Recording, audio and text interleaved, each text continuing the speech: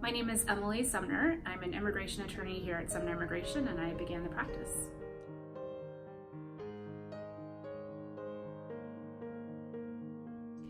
The first thing I would recommend is to meet with an immigration attorney to see if you already are a U.S. citizen. That happens sometimes, and it's very exciting when we find someone is already a U.S. citizen.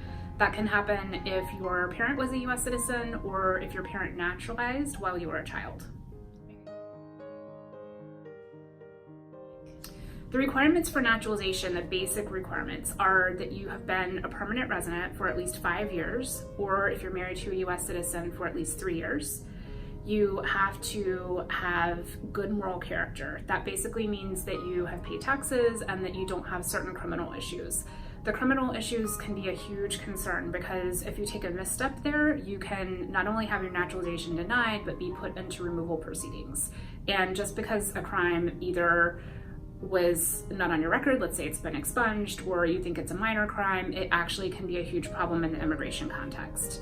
The next requirement is that you be physically present in the US for at least half of that time frame, either the 5-year period or the 3-year period, and that's a mathematical equation. Either you are or you aren't.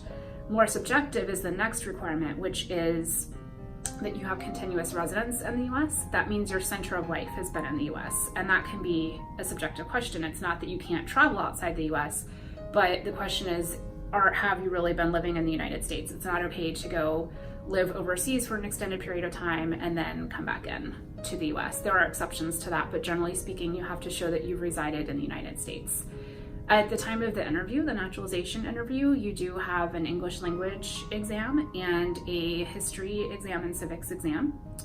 The processing time is generally around 4 to 6 months. Right now, locally, that's of course subject to change, and that's locally. So in other parts of the United States, it can take longer than that. It can take more than 6 months, up to a year. We've seen reports that it's taking up to 2 years in some places. And I wanted to point out also that we do have clients who are all over the country, so we can help people regardless of where they are in the United States.